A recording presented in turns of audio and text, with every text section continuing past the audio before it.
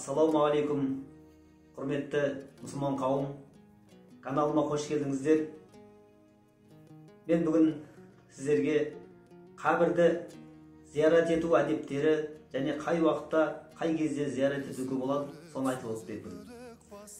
Пайғамбарымыз, оған Алланың салауаты мен сәлемі болсын, әуелде сахабаларға қабірлерді зиярат етуге тыйым салған болатын.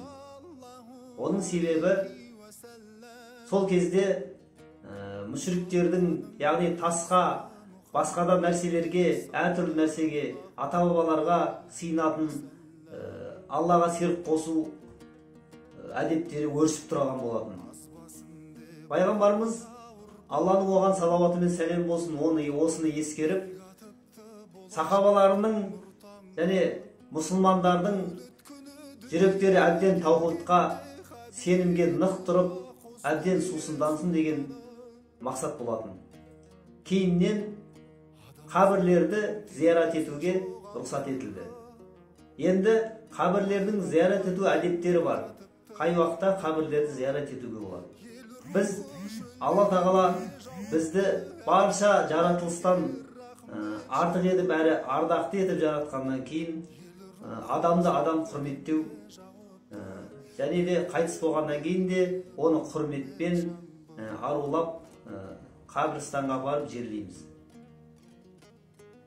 Сол қабірді зиярат етулерінің бірі сол.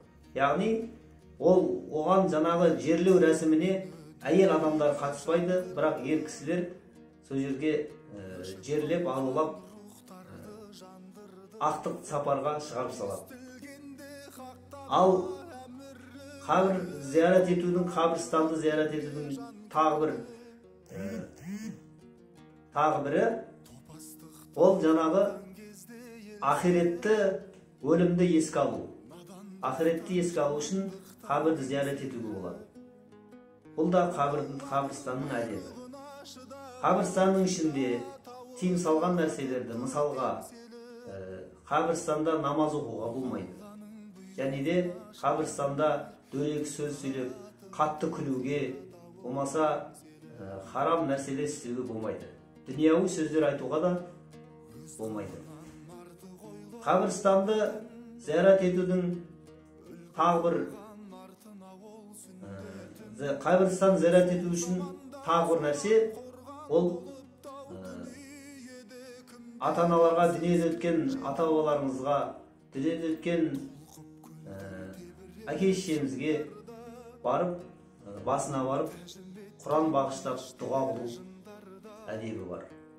Және де қабірстанның жанынан өтіп бара жатқанда біз бет сипаймыз, Аллаху акбар.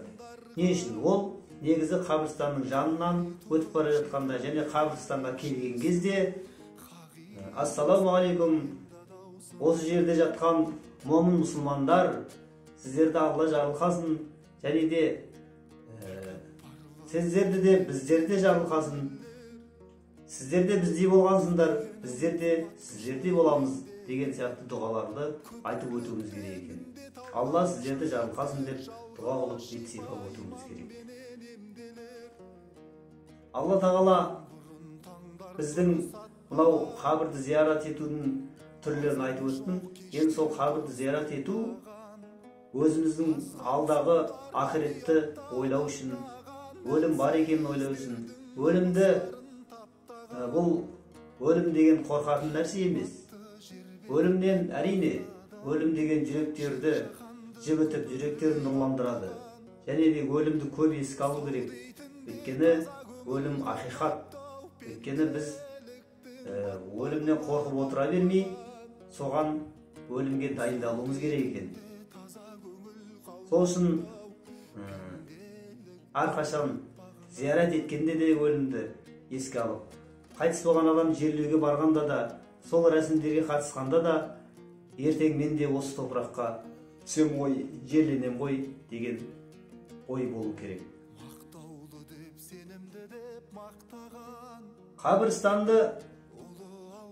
Қабірстанға сыртындағы әшекейі және де зәулім қылып салған кірпіштен қаланған әшекейлер ешқандай бәйітке пайда бермейді. Бәйітке пайда беретін нәрсе пайғамбарымыздың хадисіндегідей айтқандай, қайтыс болған адамды әкелгенде оған дүниесі, бала шағасы етіп келеді. Ал қабірге қойғаннан кейін бала шаға дүниесі қайтады, тек амалымен қалады дейді. Ол жерде бұл дүниеде не істеді, сол амалымен қабірде есепке тартылады. Және де артында қалған салихалы ұрпақтары болса, солардың дұғалары, солардың Құран бағыштаған Құрандары барады. Және де сол салихалы ұрпақтарының қайтыс болған кісінің атынан берген садақалары Алла қаласа соған тиіп тұрады екен, барып тұрады екен. Құрметті көрермендер, құрметті мұсылман бауырлар, біз ақиретке дайындалуымыз керек. Барша хадистерді де, барша Құран аяттарында оқып отырсаңыз, осы ақиреттің қамын істеп қалыңдар, тірі кездерінде істеп қалыңдар деген мағынадағы аяттар да хадистерде көп кездеседі. Каналыма тіркеліңіздер. Тағы да басқа сұрақтарыңыз болса, сіздерді қызықтырған және де көкейіңізде жүрген дін туралы сұрақтарыңыз болса, астыға комментарийде жазып кетіңіздер, және де каналыма жазылыңыздар, лайк басып, қоңыраушаны басып қойыңыздар. Алла сіздерден разы болсын. Құрметті дінсүйер қауым, келесі видеомда жолыққанша. Ассаламу алейкум рахматуллахи ва баракатух.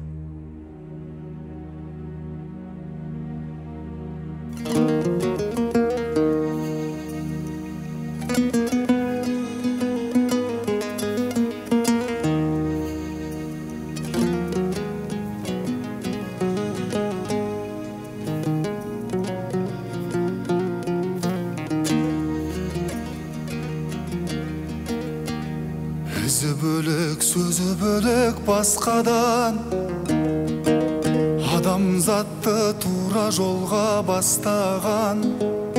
Бұл Алланың Расулы Мұхаммад саллаллаху алейхи уәсәләм.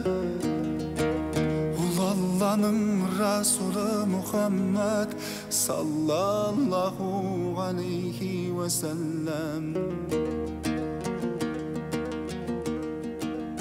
Азбасын деп адам ата ұрпағы, бір қатыпты болашақтың нұртаңы. Қабір айтады: ей адам баласы, мені қалай ұмыттың? Менің жалғыздықтың, тылсым сыр мен қорқыныштың мекен екенімді білмедің бе? Құрт құмырсқалар мен суық топырақтың мекенімін. Тек Алла кеңіткендерге ғана кеңмін, әрі жақсымын.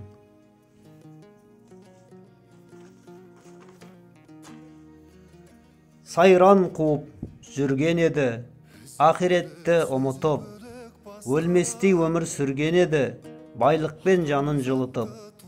Ағайынмен араз еді, дүние үшін қырқысып, өзі үшін сабаз еді, менменшіл өктем тым пысық.